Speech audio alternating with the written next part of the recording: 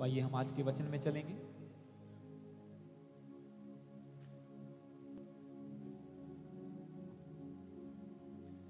हम खोलेंगे भजन संहिता, book of psalms, chapter 92।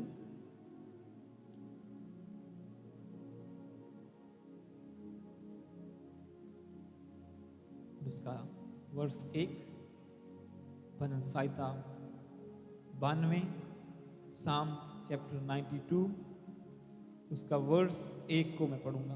आप सब लोग खोल लीजिए। जो पिछले संडे आपने वचन सुना, परमेश्वर का धन्यवाद करना, thanks giving, sacrifice of thanks giving. जब हम प्रभु को धन्यवाद के बलिदान चढ़ाते हैं, उसका थैंक्स करते हैं, क्यों वो करना चाहिए और क्या रिजल्ट आता है हमारी जिंदगी में जब प्रभु को हम धन्यवाद के बलिदान चढ़ाते हैं। हालेलुया। उसी वचन को आगे हम कंटिन्यू करेंगे उसके अगले लेवल में, पार्ट में नहीं, अगले लेवल में, क्योंकि उससे बाद की क्या बात है। इस वचन में आपको पता चलेगा जो हम अभी पढ़ने जा रहे हैं कि धन्यवाद के बाद हमें क्या करना चाहिए, जो हम अभी करके हटे। भजन संहिता 92 उसकी 1 में लिखा, book of psalms chapter 92 verse 1 ये कहता है, सब लोग अगर खोल चुके हैं तो मैं इसे पढ़ूंगा। यहोवा का धन्यवाद करना भला है, हे परम प्रधान तेरे नाम का भजन गाना भला है। इंग्लिश में लिखा, it is good to give thanks to the lord, to sing praises to your name O most high. ये परम प्रधान परमेश्वर तेरी प्रेज गाना, तेरी महिमा करना भला है। हालेलुया। तो पिछले संडे आपने सुना परमेश्वर का धन्यवाद करना। धन्यवाद से अगला पार्ट अकॉर्डिंग टू वचन क्या है, परमेश्वर की महिमा गाना।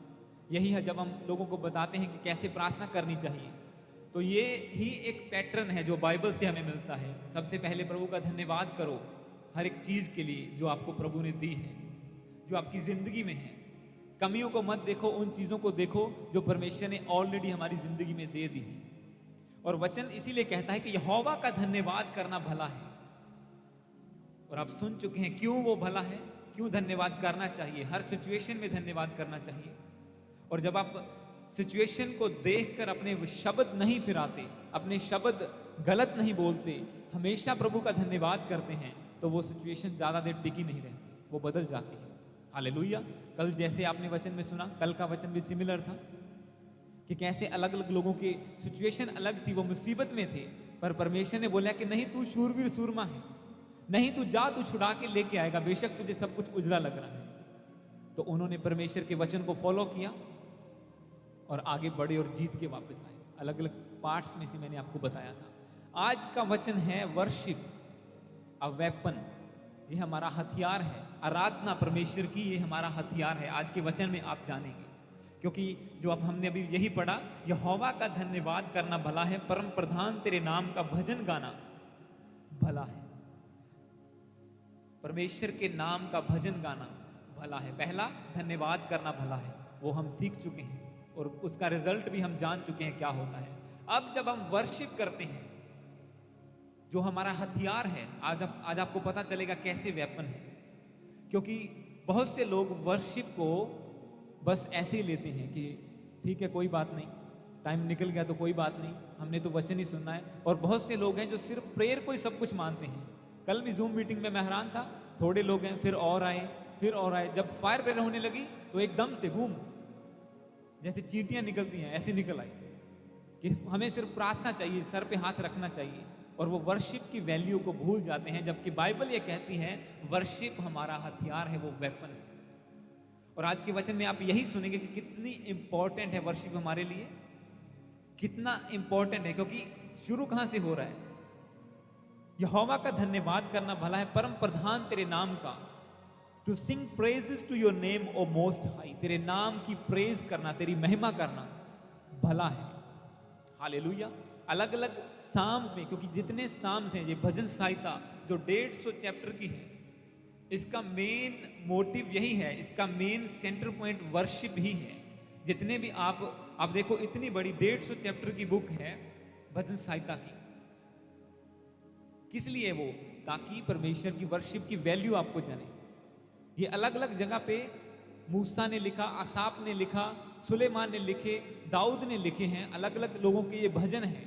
ये सारे इसको भजन संहिता कहते हैं कि परमेश्वर के भजन हैं ये। कितनी इंपॉर्टेंस है इसके लिए, क्या क्या हुआ उनकी जिंदगी में, उन्होंने गा के बताया कि जब मैं दुश्मनों से घेरा हुआ था, दाऊद लिखता है, तो परमेश्वर ने मुझे बचाया, उसने मेरे दुश्मनों को मार गिराया, उसने मुझे मौत के फंदे से निकाल लिया, मैं तो डूबने वाला था, उसने अपना हाथ बढ़ा के मुझे खींच लिया। अलग अलग जगह पर वो चीजों को बताता है। इसलिए यहां पे मूसा कहता है कि यहोवा का धन्यवाद करना भला है, परम प्रधान तेरे नाम का भजन गाना भला है। और अब आज हम वचन को देखेंगे। मैं शुरू से आपको बताऊंगा अलग अलग बुक्स में से, जैसे रात आपने सुना बुक ऑफ जेनेसिस, उत्पत्ति की किताब, उसका 34 अध्याय आप खोलेंगे। जेनेसिस 34, उत्पत्ति 34, उसका 30 से लेके 35 तक।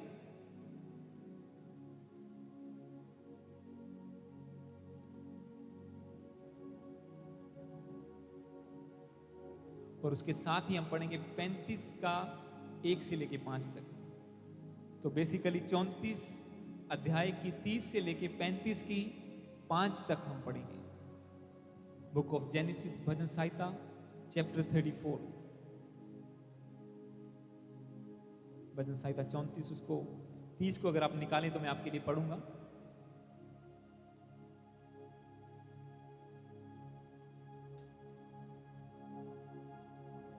अब यहां पे मैं एक सिचुएशन में से आपको बताता हूं कैसे। अब यहां पे एक सिचुएशन याकूब की जिंदगी में है। 30 में लिखा,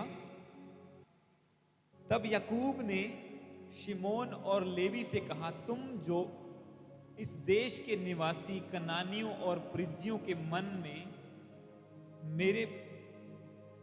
मेरे प्रति घृणा उत्पन्न कराई है, मतलब मेरे खिलाफ तूने गुस्सा दिलाया उन्हें, इससे तुमने मुझे संकट में डाला है, यानी कि मैं मुसीबत में हो गया हूं। याकूब ने शिमोन लेवी से कहा कि तूने इन देश के निवासियों में मेरे खिलाफ गुस्सा दिला दिया है और मैं मुसीबत में पड़ गया हूं, क्योंकि मेरे साथ तो थोड़े ही लोग हैं। इसे ध्यान से सुनना आप। क्योंकि मेरे साथ तो थोड़े ही लोग हैं, इसलिए अब वे इकट्ठे होकर मुझ पर चढ़ेंगे, यानी कि मेरे ऊपर चढ़ाई करेंगे और मुझे मार डालेंगे, मैं तो अपने घराने समेत नष्ट हो जाऊंगा। उन्होंने कहा, क्या हमारी बहन के साथ वेश्या का सा बर्ताव नहीं हुआ? तब परमेश्वर ने याकूब से कहा, निकल और बेतेल को जा और वहीं रह और वहां परमेश्वर के लिए वेदी बना, जिसने तुझे उस समय दर्शन दिया जब तू अपने भाई एसाव के डर से भागा जाता था। तब याकूब ने अपने घराने और उन सब से भी जो उसके संग थे कहा, तुम्हारे बीच में जो पराये देवता हैं उन्हें निकाल फेंको और अपने अपने को शुद्ध करो और अपने वस्त्र बदल डालो और आओ हम यहां से निकलकर बेतेल को जाएं। वहां मैं परमेश्वर के लिए एक वेदी बनाऊंगा, जिसने संकट के दिन में मेरी सुन ली और जिस मार्ग से चलता था उसमें मेरे संग रहा। इसलिए जितने पराये देवता उनके पास थे और जितने कुंडल उनके कानों में थे, उन सबों को उन्होंने याकूब को दिया और उसने उनको बांज वृक्ष के नीचे जो शकेम में के पास है गाड़ दिया। 5 में लिखा, तब उन्होंने कूच किया, उनके चारों ओर के नगर निवासियों के मन में परमेश्वर की ओर से ऐसा भय समा गया कि उन्होंने याकूब के पुत्रों का पीछा ना किया। तो ये स्टोरी जो मैं आपके लिए अभी पढ़ रहा हूं, 30 में लिखा है उन्होंने, जो हमने अभी पढ़ा है, मैं इसको एक्सप्लेन करता हूं। इसमें लिखा हुआ है जो हमने अभी पढ़ा कि शमून एक बंदा जो लेवी था, जो याचक था परमेश्वर का, याकूब उसे कहता है कि देख, मैं इस देश में हूं और इस देश के लोग मेरे खिलाफ हैं, मेरे लोग थोड़े हैं, इनकी सेना ज्यादा है, अब वो आएंगे और मुझे मार डालेंगे। ये सिचुएशन थी उसकी लाइफ की। कभी कभी हमें लगता है कि ये बीमारी बहुत बड़ी है, ये सिचुएशन बहुत बड़ी है, ये हमें मार डालेगी, हमारी बॉडी इतनी स्ट्रांग नहीं है कि इसे रेजिस्ट कर सके। फॉर एग्जाम्पल कैंसर की बीमारी या कोई भी रोग या ऐसा रोग जिसकी प्रॉब्लम बहुत बड़ी हो, जिसका इफेक्ट बहुत बड़ा हो, या कोई ऐसी मुसीबत जिसे देख के लगे कि अब हमारा कुछ नहीं बन सकता। और ऐसी सिचुएशन में याकूब फंसा हुआ है। उसने कहा ये प्रॉब्लम है, ऐसा होने वाला है और ऐसा ही होगा, मैं मार डाला जाऊंगा क्योंकि मेरे पास थोड़े लोग हैं, ऑब्वियसली दूसरों के पास ज्यादा हैं और वो मेरे ऊपर चढ़ाई करेंगे, फाइट करेंगे और मुझे जीत लेंगे और मेरा सब कुछ खत्म हो जाएगा। पर बाइबल कहती है यहोवा का देखना मनुष्य का सा देखना नहीं है। परमेश्वर आपके फ्यूचर को देखता है, वो सिचुएशन से परे देखता है। और यहाँ पे परमेश्वर के अब इसने क्या किया, तब परमेश्वर ने याकूब से कहा यहां से निकल कर बेतेल को जा। परमेश्वर ने ऐसी जगह उसको बताई, वो कहीं भी कह सकता था जा, पर प्रभु ने कहा बेथेल को जा। बेथेल का मतलब जब आप पढ़ते हैं, इसका मतलब है a place where God is worship, जहां पे प्रभु की आराधना होती है। आज आप बहुत सी चर्चों का नाम भी बेथेल देखते हैं कि प्लेस ऑफ वर्शिप, आराधना का घर, आराधना का स्थान, जहां पे प्रभु की वर्शिप, उसकी आराधना होती है। परमेश्वर ने कहा ऐसी जगह पे जा जहां पे तू वर्शिप कर सके। अब ये डर में था। यहां पे जब आप 30 को पढ़ते हैं तो इसमें याकूब डरा हुआ है, उसके सामने सेना बड़ी है, उसके पास थोड़े लोग हैं, वो संकट में है और उसे भागना पड़ रहा है और वो डरा हुआ है। पर जैसे बाइबल में लिखा कि उन्होंने एक स्टैंड लिया कि परमेश्वर की आवाज को सुन के कि नहीं, हम जाएंगे वर्शिप के स्थान पर, हम वहां पे परमेश्वर के लिए वेदी बनाएंगे, उसके लिए गाएंगे, उसकी महिमा करेंगे, उसके लिए बलिदान चढ़ाएंगे। और बाइबल के वचन में लिखा, जब आप 5 को पढ़ेंगे इसको दोबारा, 35 की 5, इसमें लिखा जब उन्होंने कूच किया, जैसे ही उन्होंने अपनी जर्नी स्टार्ट की और उनके चारों और के नगर निवासियों के मन में परमेश्वर की ओर से ऐसा भय समा गया कि उन्होंने याकूब के पुत्रों का पीछा ना किया। जैसे उन्होंने एक डिसीजन बनाया कि हम वर्शिप के स्थान में जाएंगे जहां प्रभु की आराधना होती है, तो बाइबल में लिखा कि बाजी पलट गई। जो डर याकूब के दिल में था, वो डर अब उसके दुश्मनों के दिल में था। बेशक वो ज्यादा थे, बेशक उनकी ताकत बड़ी थी, बेशक वो ज्यादा लोग थे, पर बाइबल ये कहती है कि उनके मनों में इतना डर समा गया कि वो उनके पीछे भी नहीं आए, मारना तो छोड़ो। मैं क्या बताना चाहता हूं आपको, जब आप डिसीजन लेते हैं कि मैं सुबह जल्दी उठ के वर्शिप के स्थान पे जाऊंगा, तो आधा शैतान वैसे ही डर जाता है, आधी बीमारियां वैसे ही डर जाती हैं, वो आपका पीछा ही नहीं करती। आप बिस्तर में पड़े हैं, आप सोए हुए हैं, तो कोई गारंटी नहीं है। पर जब आप एक डिसीजन बना लेते हैं कि नहीं, मुझे वर्शिप अटेंड करनी है, मैं जहां प्रभु की आराधना होती है मैं उस स्थान पे जाऊंगा और उसकी वर्शिप करूंगा, तो अकॉर्डिंग टू बाइबल आपके दुश्मन के डर में, आपके दुश्मन के मन में डर आ जाता है। पहले आप डरते हैं चीजों से, क्योंकि दुष्ट आत्माओं का कोई इलाज नहीं है। लोग डरेंगे वो मेरे से कोई जादू टूना ना कर दे। जब हम गांवों में थे, हम देखते थे कैसे किसी के घर के सामने कुछ रख दिया, सारा टब्बर डर पैदा। पर अब इतनी ताकत है जो परमेश्वर ने दी है कि हम उसे एक लात मार के उसे बाहर से, घर से बाहर फेंक सकते हैं या उठा के फेंक सकते हैं। हमें पता है, क्योंकि बाइबल कहती है याकूब के घराने पर कोई जादू टूना असर नहीं करेगा। हालेलुया। क्यों? क्योंकि हमने डिसीजन बनाया प्रभु के पीछे चलने का, हमने उठने का डिसीजन बनाया। और यहां पे वो लोग पड़े नहीं रहे, यार अब तो बस मारे ही जाएंगे, अब तो कोई फायदा नहीं है, चारों ओर सेना है, ये इतने लाखों लोग हैं, हम थोड़े से लोग हैं, कोई फायदा नहीं उठ के जाने का। पर नहीं, जैसे उन्होंने प्रभु की वचन को सुना, 35 की 1 में लिखा, तब परमेश्वर ने याकूब से कहा यहां से निकल और बेतेल को जा और वहीं रह और वहां परमेश्वर के लिए वेदी बना, जिससे तुझे उस स्थान का दर्शन, उस समय मैंने दर्शन दिया था। उसने, प्रभु ने कहा कि इस जगह से निकल, यहां तेरा कुछ नहीं बनेगा, अपने घर से निकल, परमेश्वर के भवन में जा, उसके लिए जहां वेदी है, उसके लिए बलिदान चढ़ाए जाते हैं, उस स्थान पे जा, ताकि तेरे दुश्मन तुझसे डरें। आज हमारा दुश्मन, बाइबल क्या कहती है कि हमारा युद्ध मांस और लहू के साथ नहीं है। हमारा दुश्मन कौन है? शैतान है, अंधकार की शक्तियां हैं जो हवा में काम करती हैं, जो आसमानी ताकतें हैं, जिन्हें कोई कंट्रोल नहीं कर सकता। हमारा पंगा उनके साथ पड़ा है जब हम क्रिश्चियन हैं तो। और उनसे हम कैसे जीत सकते हैं? हमें परमेश्वर के दिए हुए वचन के स्टेप्स को फॉलो करना पड़ेगा। हमें धन्यवाद करना होगा कि प्रभु ने हमें पापों से आजाद किया। हमें धन्यवाद करना होगा कि परमेश्वर ने हमें पवित्र आत्मा दिया, और फिर हमें उसे यूटिलाइज करना होगा, इस्तेमाल करना होगा जो प्रभु ने हमें दिया उसकी महिमा के लिए, ताकि वो हमें वहां पहुंचा सके। हम ना डरें, दुश्मन डरे हमसे। दुष्ट आत्माओं से हम ना डरें, दुष्ट आत्माएं, क्योंकि वचन तो कहता है कि प्रभु के लोगों में, उसके चेलों में चिन्ह होंगे कि वो यीशु का नाम लेके दुष्ट आत्माओं को निकालेंगे। पर ऐसे भी लोग हैं जो सालों तक चर्च जाते हैं और दुष्ट आत्माओं से जकड़े हुए हैं। फर्क कहां पर है? परमेश्वर के स्थान को वैल्यू ना देना। टाइम बचा तो जाएंगे, या जितना बचा उतना जाएंगे, बस स्पेशल टाइम कोई नहीं है हमारे लिए। प्रभु के लिए कोई वैल्यू नहीं है, वर्शिप की कोई वैल्यू नहीं है हमारी जिंदगी में। आज लोग पता क्या समझते हैं वर्शिप को, मैं आपको बताता हूं। ऐसा कहना तो नहीं चाहिए पर है, ये रियलिटी है। जब हम छोटे थे तो इंडिया में मूवीज देखते थे दूरदर्शन पे, हफ्ते में 1 आती थी, 2 आती थी, और घर का काम होता था और वो दोपहर को मूवी आती थी। और जैसे ही मूवी, सारा टब्बर बैठा होता था देखा, और उधर कई बार भैंस को पानी पिलाना होता था, कई बार कुछ दुकान से मम्मी ने रोला पाना कि हाँ ये दुकान से लेके आओ कोई चीज, नहीं नहीं नहीं वेट करो वेट करो। कब जाते थे? जब गाना आता था। ऐसे ही था ना, जब गाना आता था कि हाँ एक गाना आ गया, इसकी कोई वैल्यू नहीं है हमारे लिए। हमने तो किसी को लड़ाई देखने का शौक था, किसी को स्टोरी देखने का, किसी को कुछ था। और यही वैल्यू आज हम वर्शिप की बनाते हैं अपनी जिंदगी में। नहीं गाने चलते पे, या गाने की सुनने, अभी ठहर के जावांगे, या नहीं जाएंगे कोई बात नहीं होता।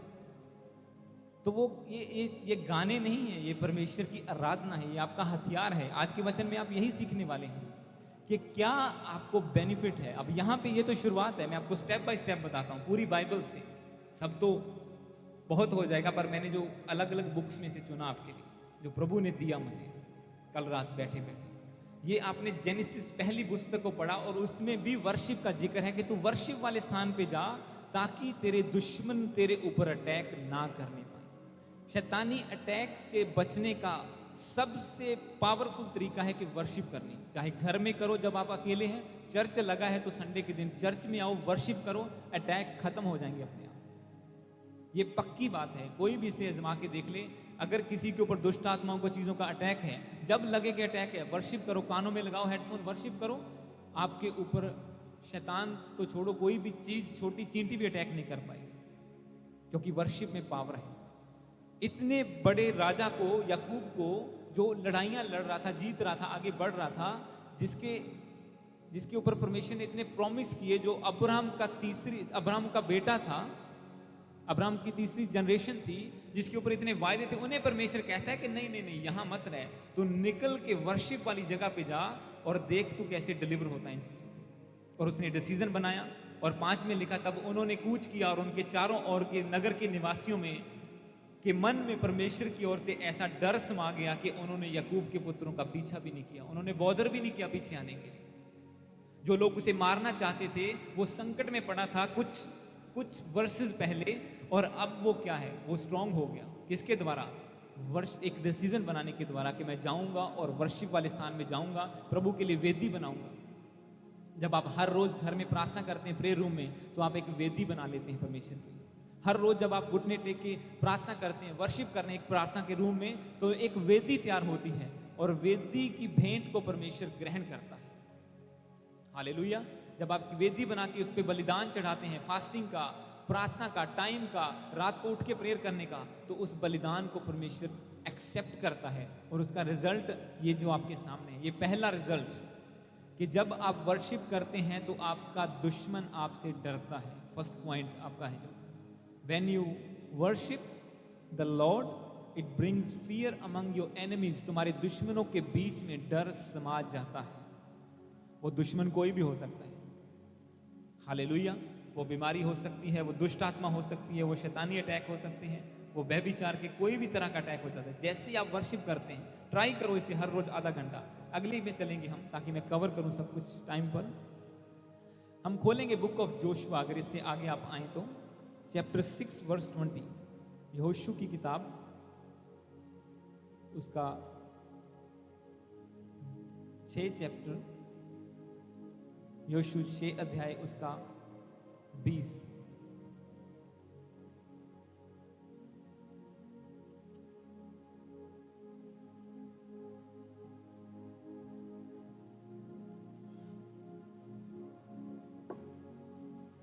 अब अगली चीज में चलेंगे जो मैं आपको बताना चाहता हूं। यहां पे यहोशू के सामने क्या सिचुएशन थी, ये स्टोरी को आप जानते हैं। Book of Joshua chapter 6 verse 20 को पढ़ूंगा मैं सीधा। इसमें लिखा, तब लोगों ने जय जयकार किया और याचक नरसिंगे फूंकते रहे। जय जयकार यानी कि परमेश्वर की महिमा की। और जब लोगों ने नरसिंगे का शब्द सुना तो फिर बड़ी ही ध्वनि से उन्होंने जय जयकार किया। वह शहरपना नींव से गिर पड़ी और लोग अपने अपने सामने उस नगर पर चढ़ गए और नगर को ले लिया। ऐसी चीजें, अब यहां पे सिचुएशन क्या थी इनकी, अगर आप पीछे एक चैप्टर पढ़ें तो वो नगर को जीतना चाहते थे। परमेश्वर ने कहा मैंने तुम्हारे हाथ में दे दिया, ऐसे जाओ और जीत लो इस नगर को। पर प्रॉब्लम क्या थी, बीच में ऐसी दीवार थी जिसे दुनिया की कोई ताकत गिरा नहीं सकती थी। और बिना दीवार को गिराए उस देश को या उस नगर को जीतना असंभव था, इम्पॉसिबल था। क्योंकि एक ही एंट्री गेट था और वो बंद रहता था हमेशा, यरीहो का। और जो नगर के निवासी थे, बिना परमिशन कोई भी अंदर नहीं जा सकता था, दूसरे लोग। और ये लोग तो अटैक करने जा रहे थे। इम्पॉसिबल था उनकी जिंदगी में कि वो उस नगर को जीत लें। अगर फिजिकल आईज से देखें तो, अगर इंसान की आंखों से देखें, क्योंकि इतनी बड़ी दीवार थी, बाइबल में लिखा कि उसके ऊपर रथ भी चलते थे, इतनी चौड़ाई थी उस दीवार की। पर परमेश्वर तरीका बताता है आपको, उसको फॉलो करना या नहीं करना आपकी मर्जी है। परमेश्वर ने यहोशू से बात की पिछले चैप्टर्स में, और उसने कहा तुम ऐसा करना, उसके चारों ओर 7 दिन तक चक्कर लगाना, 6 दिन तक एक एक चक्कर लगाना। तो वो क्या करते थे, संदूक लेते थे, नरसिंगे फूंकते थे, वो संदूक लेते थे और वर्शिप करते करते चारों ओर चक्कर लगाते थे। और जब 7वां दिन आया तो बाइबल में लिखा कि उन्होंने 7 चक्कर लगाए और जोर से जय जयकार की, यानी कि परमेश्वर की वर्शिप की, आराधना की। जैसे उन्होंने वर्शिप की, नरसिंगे फूंके, उन्होंने साज बजा के प्रभु की महिमा की, तो जो काम इम्पॉसिबल था उनकी जिंदगी में, जो विक्ट्री इम्पॉसिबल थी, वो उनके हाथ में आ गई। और यहां पे यही लिखा है कि जब उन्होंने जय जयकार की, 20 को दोबारा पढ़ेंगे, तब लोगों ने जय जयकार किया और याचक नरसिंगे फूंकते रहे।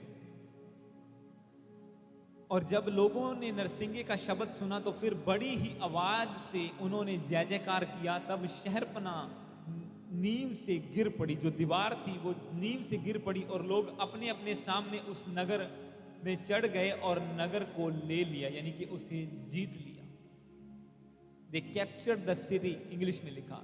जिन चीजों को, जिन ब्रेक थ्रू को, तो मैं आपको क्या बताना चाहता हूं, अगला पॉइंट क्या है कि जब आप वर्शिप करते हैं, ब्रेक थ्रू आता है आपकी जिंदगी में, ऐसा चीज जिसे आपको लगता है कि ये कभी नहीं हो सकता। एक ऐसा ब्रेक थ्रू आता है आपकी लाइफ में कि जो विक्ट्री आप सोच भी नहीं सकते मुझे मिलेगी, वो परमेश्वर आपके हाथों में दे देता है। ये कैसे जीते? क्या उन्होंने बुलडोजर चलाया? क्या तलवारें चलाई? कुछ भी नहीं। सिर्फ क्या की? वर्शिप की उन्होंने। और हम वर्शिप को वैल्यू नहीं देते। आप देखो, मैं इसीलिए बताया कि परमेश्वर की वर्शिप करना आपका हथियार है। वो अलग अलग तरीके से अलग अलग जगह पर मिरेकल करता है वर्शिप के द्वारा। अगर हम वर्शिप ना करें सुबह, तो वो प्रेजेंस फील नहीं होगी परमेश्वर की। आत्मा आएगा पर वो भरपूरी जो है, जब हम आधा घंटा, इसीलिए अनॉइंटेड चर्चों में 2-2 घंटे वर्शिप चलती है। क्या जरूरत है इतना ज्यादा नाचने की, गाने की?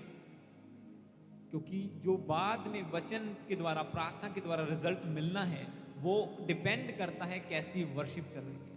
इसीलिए हम भी कोशिश कर रहे हैं अब कि वर्शिप को अगले लेवल पे लेके जाया जाए। कुछ लोग बलिदान दे रहे हैं अपना म्यूजिक सीखने के लिए, सुबह आके प्रैक्टिस करते हैं हम लोग वर्शिप की। क्या जरूरत है हमें इतना जल्दी? क्यों?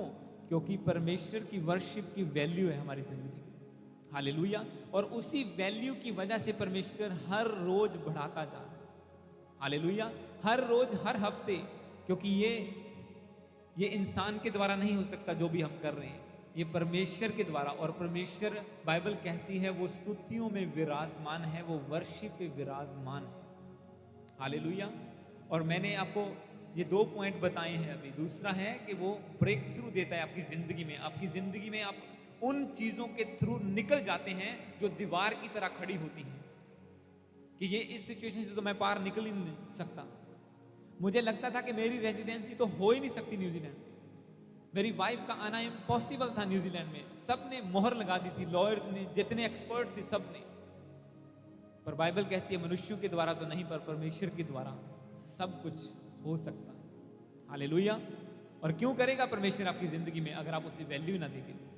पर जब आप बलिदान चढ़ाएंगे, परमेश्वर को वैल्यू देंगे कि परमेश्वर तेरे भवन में जो भी होता है हर एक पार्ट की मेरे सामने वैल्यू है, मैं हर हिस्से में पार्टिसिपेट करूंगा, चाहे वो बोना है, चाहे वचन सुनना है, चाहे प्रेयर करना है।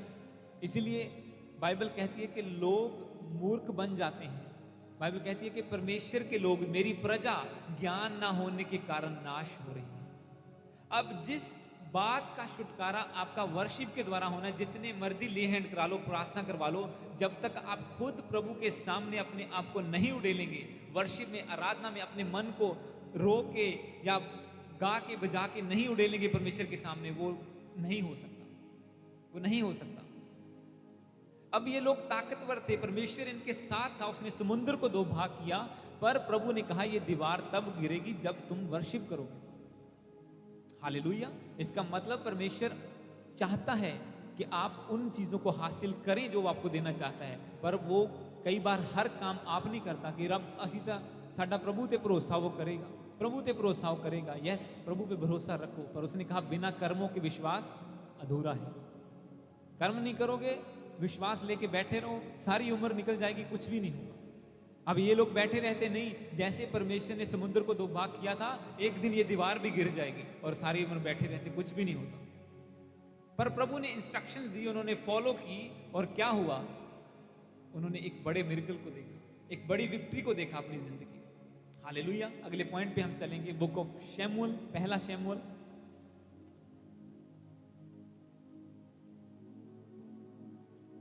फर्स्ट शमूएल चैप्टर 16, पहला शमूएल ਉਹਦਾ 16 अध्याय ਅਸੀਂ खोलांगे।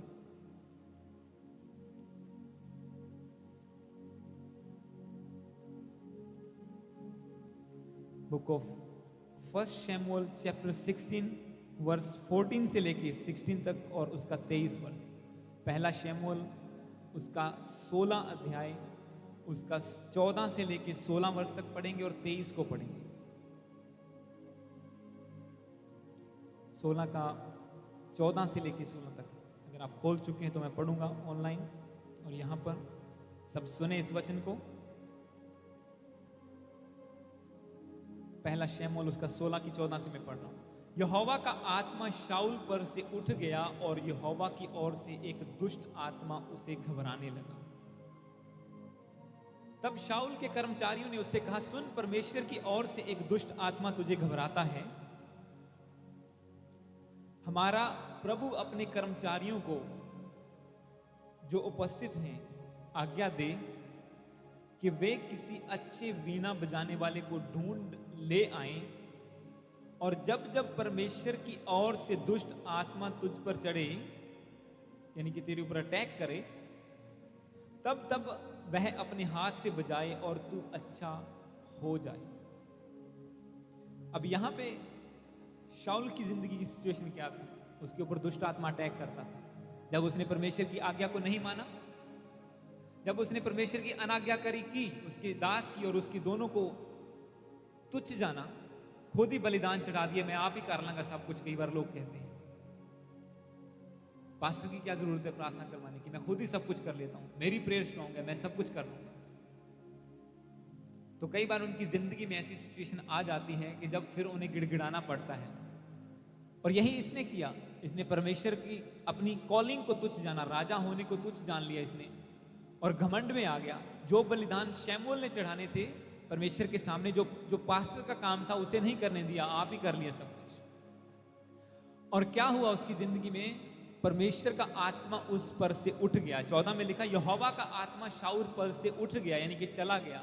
जैसे कल रात आपने सुना, सैमसन के पास से यहोवा चला गया और उसने सोचा कि मैं तो पहले की तरह ताकतवर हूं, मेरी बॉडी में तो कोई कमजोरी नहीं नजर आ रही। और जैसे उसने झटका, और दुश्मनों ने उसे, दुश्मन नहीं गिरे इस बार, जैसे पहले 3 बार गिरे थे, ऐसे झटका मारता था और दुश्मन गिर जाते थे और वो भाग जाता था। और इस बार क्या हुआ? परमेश्वर उसके पास से चला गया था, और ऐसा ही इसके साथ हुआ। जैसे उसने अनाज्ञाकारी की, यहोवा का आत्मा गया, और हुआ क्या? जैसे ही खाली हुआ घर, अब शैतान ने अपना काम किया, अब दुष्ट आत्मा उस पर अटैक करने लगे। क्योंकि बाइबल कहती है जब आप पवित्र आत्मा की हजूरी को तुच्छ जानते हैं, परमेश्वर की कॉलिंग को तुच्छ जानते हैं, तो वो आपके पास से चला जाता है और आपका घर खाली हो जाता है। ये घर, बॉडी जो परमेश्वर का घर है। और जैसे ही दुष्ट आत्माएं इसे खाली देखती हैं, वो एक नहीं फिर 7 और को लेके आती हैं कि आओ ये घर खाली है, इसमें अटैक करें, इसमें बैठें और इस बंदे को तंग करें। और जैसे ही आप खाली रखते हैं, और इसी तरह से शाऊल के साथ हुआ। अब हुआ क्या, उसे दुष्ट आत्मा अटैक करता था। अब इसका सल्यूशन क्या था? क्योंकि बाइबल कहती है कि उसने जादू टूना करने वाले जितने भी लोग थे उस देश से निकाल दिए थे जब राजा बना था। अब उसके पास कोई ऐसा भी बंदा नहीं था जिसे वो जादू टूना करवाए कि मेरा कोई लाज कर, कोई फांडा कर दे, कोई धागा बांध दे, कुछ कर दे। सब उसने खुद ही निकाल दिए थे। और अब उसके लोग, जो आत्मिक लोग उसे सलाह दे रहे हैं, उन्होंने कहा कि एक काम पॉसिबल है, अगर तू किसी बंदे को बुलाए। 16 में लिखा, हमारा प्रभु अपने कर्मचारियों को जो उपस्थित हैं आज्ञा दे कि किसी अच्छे वीणा बजाने वाले को ढूंढ ले आएं, और जब जब परमेश्वर की ओर से दुष्ट आत्मा तुझ पर अटैक करेगा तब वह अपने हाथ से बजाए और तू अच्छा हो जाए। मतलब वर्शिप में क्या है? डिलीवरेंस। 23 को पढ़ेंगे इसी के साथ, इसमें लिखा, इसी चैप्टर के 23 को। इसमें फिर उन्होंने दाऊद को बुलाया जो उसके साथ रहने लगा। और 23 में लिखा, और जब जब परमेश्वर की ओर से आत्मा शाऊल पर अटैक करता था, चढ़ाई करता था, तब तब दाऊद वीणा लेकर बजाता था, यानी कि एक साज बजाता था, और शाऊल चैन पाकर अच्छा हो जाता था। वह दुष्ट आत्मा उस पर से हट जाता था। ये वर्शिप की ताकत है, ये बजाने की ताकत है। जो बंदे साज बजाते हैं प्रभु की महिमा करने के लिए, जो गाते हैं, ये उसमें पावर है कि दुष्ट आत्मा उन पर तो अटैक नहीं कर सकता, बल्कि जो उस वर्शिप में शामिल हैं उन पर से भी निकलेगा। अब शाऊल तो वर्शिप नहीं कर रहा था, कर कौन रहा था? दाऊद कर रहा था। डिलीवरेंस किसकी हो रही थी? डिलीवरेंस हो रही थी शाऊल की। तो वर्शिप क्या है? हमारा वेपन है। देयर इज, अगला पॉइंट क्या है कि डिलीवरेंस है worship. There is deliverance in the worship. परमेश्वर की आराधना करने में छुटकारा है, अगर हम समझे उसकी वैल्यू को। तो अगर हमने गाने समझ के बस बाईपास हो जाना है तो फिर वैसा ही होगा, क्योंकि बाइबल कहती है जैसा तुम परमेश्वर को समझोगे वैसा तुम्हारे लिए। पहला बंदा वर्शिप कर रहे हैं, उसके दुश्मन डरने लगे उससे। दूसरे बंदे वर्शिप कर रहे हैं, उनके सामने से बड़ा जो चैलेंज था वो गिर गया, वो ढह गया उनके सामने से। तीसरी सिचुएशन में वर्शिप हो रही है तो दुष्ट आत्माएं जा रही हैं, डिलीवरेंस हो रही है। तो क्या वर्शिप ऐसे ही है? क्या ये फिल्मी गाने हैं? क्या ये बस ऐसे ही है? नो, ये एक पावरफुल हमारा वेपन है जिसे इस्तेमाल करना क्रिश्चियन आज भूल गए, जिसे यूटिलाइज करना। जो परमेश्वर की बाइबल में लिखा कि एक भी वचन ऐसे नहीं है परमेश्वर का कि एवं लिखा गया। हर वचन का एक मीनिंग है, उसकी वैल्यू है, उसका पर्पस है, उसका एक इफेक्ट है आपकी जिंदगी में जब उस वचन को लेके आप काम करते हैं। और आज आप वर्शिप में वचन को लेके जब अपनी जिंदगी में काम करेंगे तो ये वचन और वर्शिप आपकी जिंदगी में काम करेंगे, बदलाव को लेके आएंगे। डिलीवरेंस, अगर बंदा दुष्ट आत्मा से जकड़ा करे वो वर्शिप आगे, गारंटी है डिलीवरेंस होगी होगी। हालेलुया। जो दुष्ट आत्मा हाथ रखने से नहीं की, जो नहीं की, जब वो खुद आके प्रभु की वर्शिप करेगा एक स्पेशल टाइम निकाल के। अगर किसी के पास टाइम ही नहीं है तो वो बात गलत अलग है। अगर कोई आना नहीं चाहता तो वो बात अलग है। पर अगर बंदा एक आ रहा है, चाहे बीमारी है, दुष्ट आत्मा है, स्पिरिचुअल अटैक है।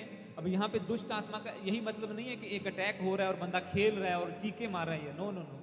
दुष्ट आत्मा मतलब किसी का फाइनेंस पकड़ा होता है शैतान ने, किसी की सेहत पकड़ी होती है, किसी के घर में से कोई प्रॉब्लम नहीं जाती, किसी के बच्चे आज्ञाकारी नहीं करते, कभी कुछ कभी कुछ, अलग अलग तरह की प्रॉब्लम होती है दुष्ट आत्माओं के अटैक के कारण। और उनसे डिलीवरेंस चाहिए तो वर्शिप करो। हालेलुया। परमेश्वर की आराधना करो। आगे बढ़ेंगे हम इसी वचन के साथ। दूसरा राजा, इससे आगे अगर आप आएंगे तो आपको दूसरा राजों की बुक मिलेगी, सेकंड किंग्स चैप्टर 3 वर्स 15। दूसरा राजा 3 उसका 15।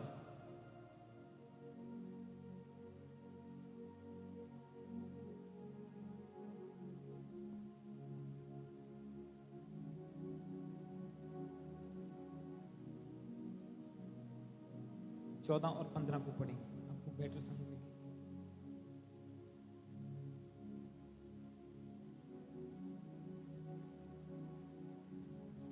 दूसरा राजा 3 उसका 14 और 15 को हम पढ़ेंगे। सेकंड किंग्स चैप्टर 3 वर्स 14 और 15 को मैं पढ़ूंगा आपके लिए। इसमें लिखा, अलीशा ने कहा, सेनाओं का यहोवा जिसके सन्मुख में उपस्थित रहा करता हूं, उसके जीवन की शपथ, यदि मैं यहूदा के राजा यहोशापात का आदर मान ना करता तो मैं ना तो तेरी और मुंह करता और ना तुझ पर दृष्टि करता। पर अब किसी बजाने वाले को मेरे पास ले आओ। जब बजाने वाला बजाने लगा तब यहोवा की शक्ति अलीशा पर हुई और उसने कहा, इस नाले में तुम लोग इतना खोदो कि इसमें गड्ढे ही गड्ढे हो जाएं। उसने आगे चीजें बताई उनको। तो जब सेंटर पॉइंट क्या है, 15 को पढ़ूंगा। पर उसने कहा, पर अब किसी बजाने वाले को मेरे पास ले आओ। जब बजाने वाला बजाने लगा तब यहोवा की शक्ति अलीशा पर उतरी, उस पर हुई। Hallelujah.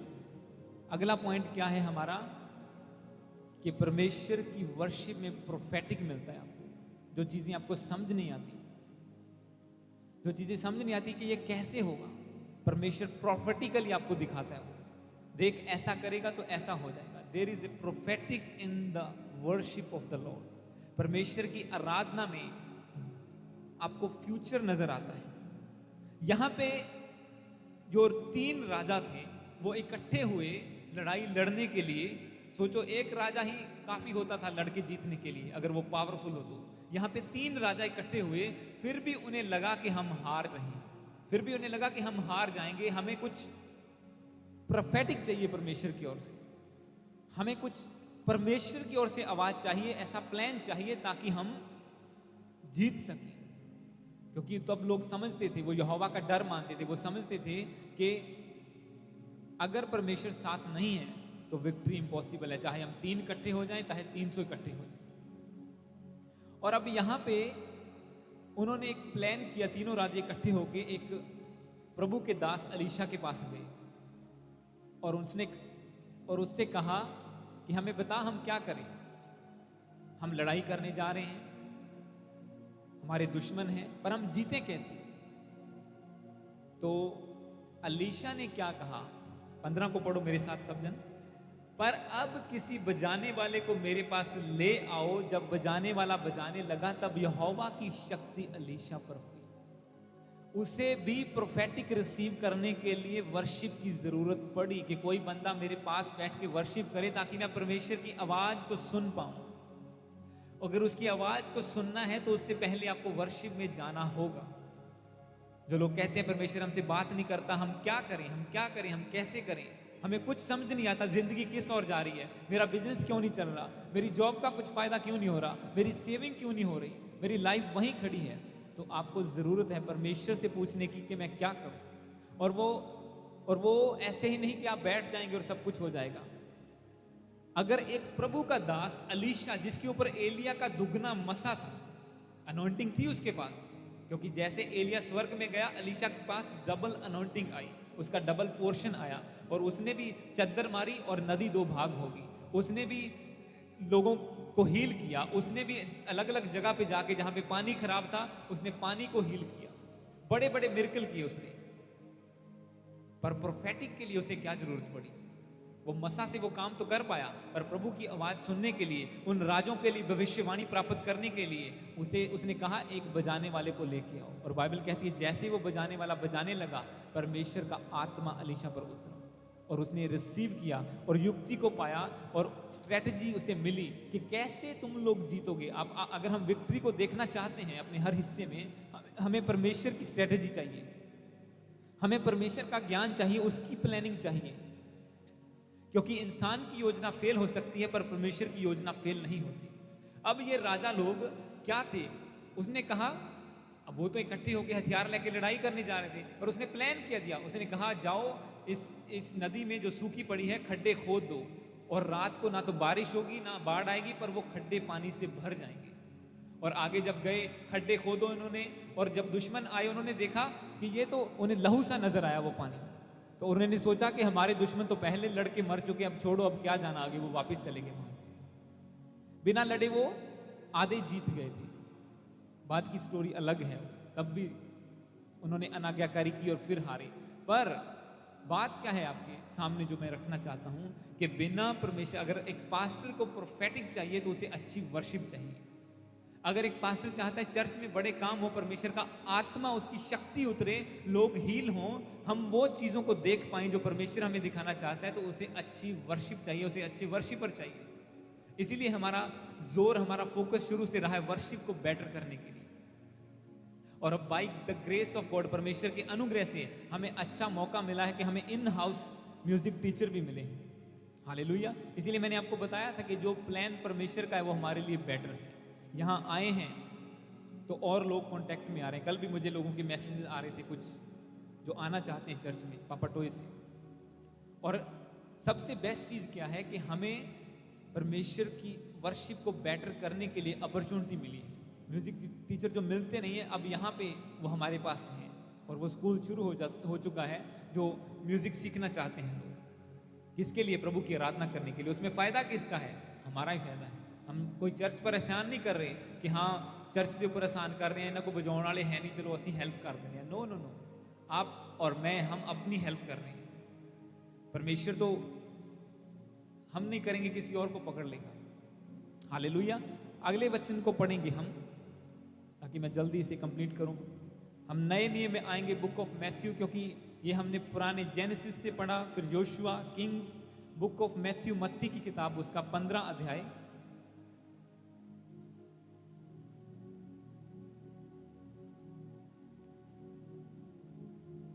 Book of Matthew chapter 15 verse 21 से लेके 28 तक। मत्ती उदा 15 अध्याय उदा 21 तो लेके 28 तक असी पढ़ांगे।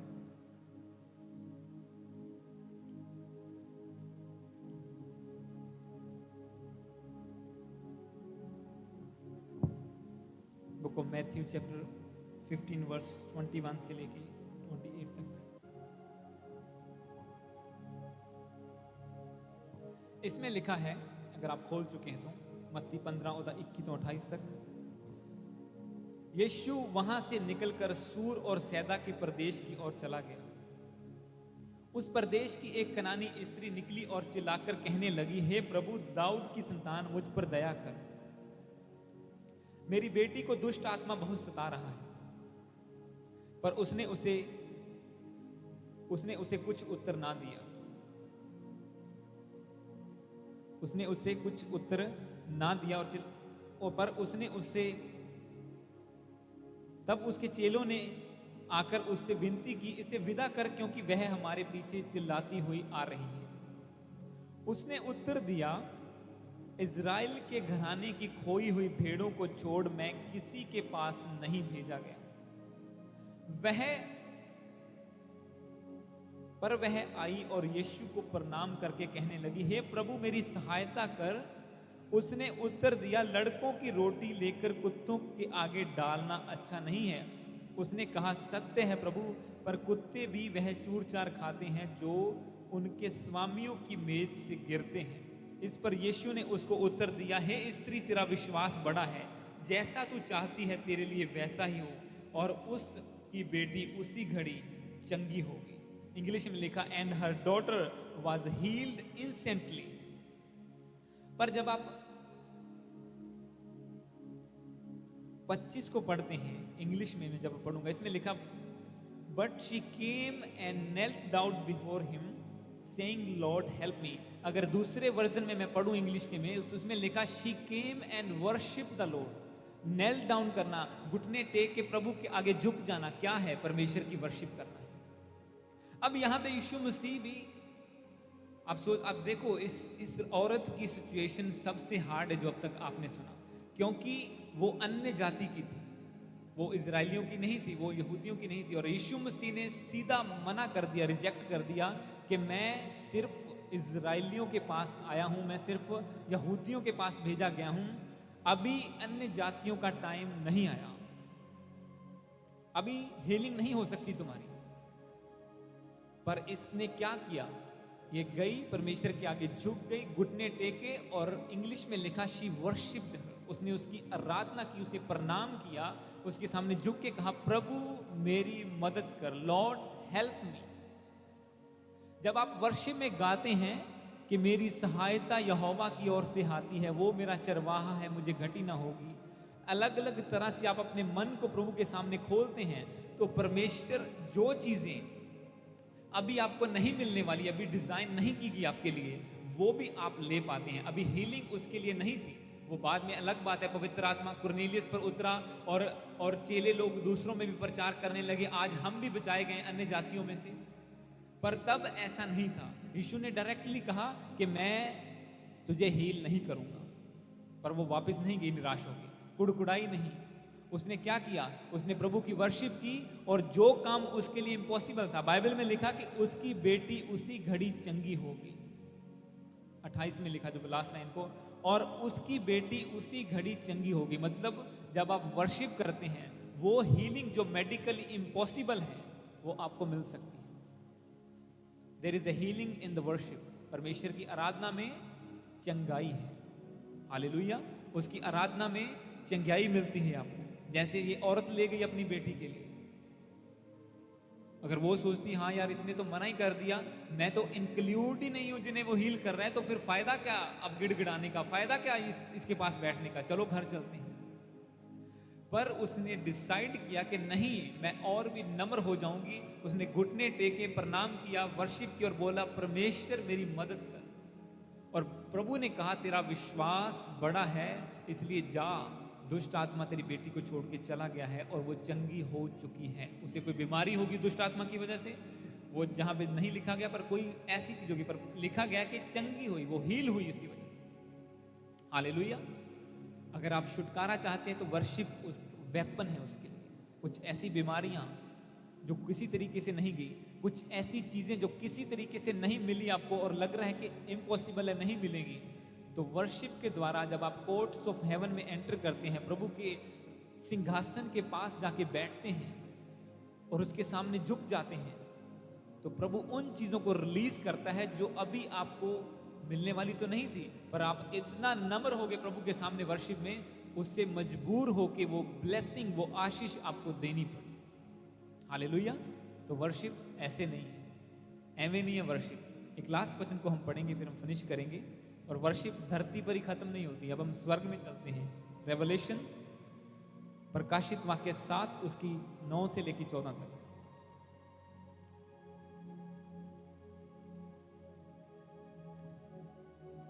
Book of Revelation chapter 7 verse 9 से लेके 14 तक। प्रकाशित वाक्य 7 उसका 9 से लेके, प्रकाशित वाक्य 7 खोलिए, जो लास्ट बुक है बाइबल की, Revelation, book of Revelation chapter 7 verse 9 से लेके 14 तक।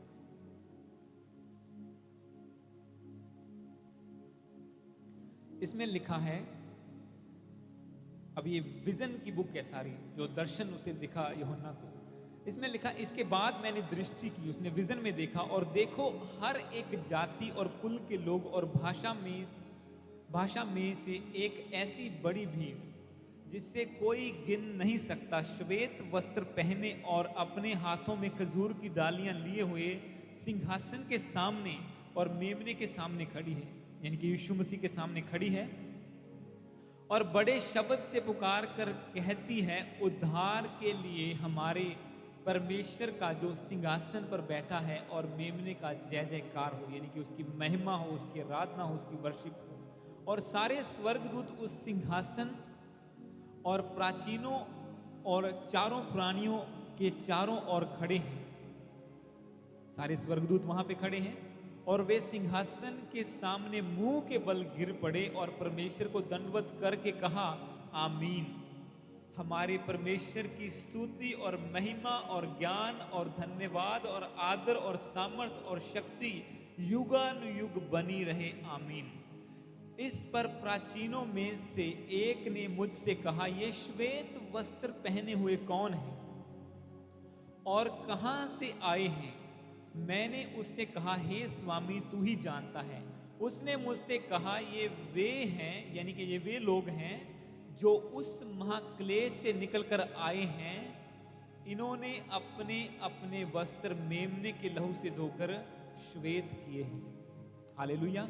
14 में लिखा, उसने मुझसे कहा, ये वे हैं जो महाक्लेश से निकल कर आए हैं। तो अब मैं आपको जो फाइनल पॉइंट बताना चाहता हूं कि वर्शिप आपको कनेक्ट करती है हेवन के साथ। परमेश्वर की आराधना आपको हेवन के साथ जोड़ती है। आप हेवनली चीजों में पहुंच सकते हैं। जो स्वर्ग में हो रहा है, जो वहां पे चल रहा है, आप उसे विजन्स में देख सकते हैं, जो परमेश्वर करना चाहते हैं आपकी जिंदगी में। अब यूहन्ना बैठा तो धरती पर था, एक टापू पर वो विजन कहां का देख रहा है? वो हेवन का देख रहा है। कनेक्शन कहां पे जुड़ा उसका? परमेश्वर के साथ। क्योंकि बाइबल में लिखा, वो आत्मा में आ गया और आत्मा में हेवन में पहुंच गया। और हेवन में भी क्या हो रहा है? वर्शिप चल रही है। मतलब जहां कहीं भी हम हैं, जो भी हम चाहते हैं, अगर स्वर्ग में भी जाना चाहते हैं, यहां पे लिखा है, जो लास्ट वर्ष मैंने पढ़ा, कि यूहन्ना को स्वर्गदूत ने कहा कि ये लोग कौन हैं जो श्वेत वस्त्र पहने हुए हैं? यूहन्ना ने कहा, मैं नहीं जानता प्रभु, तू ही जानता है। उसने कहा, ये वो लोग हैं जो धरती पर थे, पर परमेश्वर की वर्शिप करते करते करते अब स्वर्ग में आ गए। हालेलुया। ये प्रभु की आराधना करते अब यीशु मसीह के सामने स्वर्ग में खड़े हैं श्वेत वस्त्र पहनकर। मतलब उनके अंदर कोई पाप नहीं पाया गया, उनके अंदर कोई गंदगी नहीं पाई गई। जब यीशु मसीह ने उन्हें बुलाया ऊपर, तो उनके वस्त्र श्वेत थे। मतलब उन्होंने अपने आप को पवित्र रखा। और आज वो धरती पर नहीं, परमेश्वर के सामने स्वर्ग में उसकी वर्शिप कर रहे हैं। तो मैं आपको क्या बता रहा हूं, इसका एंड धरती पर ही नहीं है। आप वर्शिप में, हेवन रियलम में, जो स्पिरिचुअल आत्मा में जो स्वर्गीय चीजें हैं, उन तक पहुंच सकते हैं। ये वेपन है हमारे लिए, और इसे हमने ऐसे नहीं जाना। ये मैंने कुछ पॉइंट आपको बताए हैं जो पवित्र आत्मा के द्वारा मुझे मिले जब मैं बैठा प्रभु की प्रेजेंस में। ये ऐसा नहीं कि मैंने कुछ बाइबल पढ़ी या गूगल किया तो मुझे एक वचन वहां से मिल गया, एक वहां से मिले, एक वहां से। No no no no. ये परमेश्वर का आत्मा जो वचन देता था, जो कुछ मैं साथ के साथ नोट करता जाता हूं जब मैं बाइबल पढ़ता हूं, और कुछ वचन परमेश्वर का आत्मा देता है, तब ये sermon रेडी होता है। ये आत्मिक वचन है जो आपको मिले, ये आत्मिक खुराक है जो आपको मिली। और वर्शिप को मिस करना, आप सोच लो अगर आप क्या मिस कर रहे हैं। और जो लोग वर्शिप कर रहे हैं प्रभु की, उसके लिए बलिदान चढ़ा रहे हैं, आके प्रैक्टिस कर रहे हैं, आप सोचो वो कितने ब्लेस्ड हैं प्रभु के सामने। हालेलुया। कितने ब्लेस्ड हैं वो जो प्रभु की वर्शिप करते हैं लोग। कितना परमेश्वर उनका अनुग्रह उनके ऊपर है, क्या क्या योजना है परमेश्वर की उनके लिए, और क्या क्या कर पाएंगे वो अपनी जिंदगी में। देखो, पहला पॉइंट क्या था कि दुश्मन डरने लगते हैं जब हम डिसीजन बनाते हैं कि हम वर्शिप में जाएंगे, वर्शिप वाले स्थान में जाएंगे। एक बंदा डिसीजन बनाता है, मैं चर्च जाऊंगा और वर्शिप करूंगा, शैतान आधा उससे पहले ही डर जाता है, बीमारियां पहले डर जाती हैं। हालेलुया। वो अटैक नहीं कर पाता। जैसे वो शाऊल के दुश्मन या याकूब के दुश्मन उस पर अटैक नहीं कर पाए। वो गिनती में तो ज्यादा थे, ताकत उनकी बड़ी थी, पर जैसे उसने डिसीजन बनाया, वो उस पर अटैक नहीं कर पाए और वो निकल गया वहां से। आप निकल जाते हैं, परमेश्वर उनके मनों में डर डाल देता है। इसीलिए जो पहला वचन हमने पढ़ा था, क्या है? यहोवा का धन्यवाद करना भला है, परम प्रधान का भजन गाना भला है। तो परम प्रधान परमेश्वर का भजन गाने के लिए हमेशा तैयार रहें। ऑनलाइन और यहाँ पे लोग, आप ब्लेस्ड हैं sermon के द्वारा। वर्शिप की वैल्यू को समझें। God bless you. प्रभु सबके साथ है और वो आपके संग है, जैसे हमने कल सुना।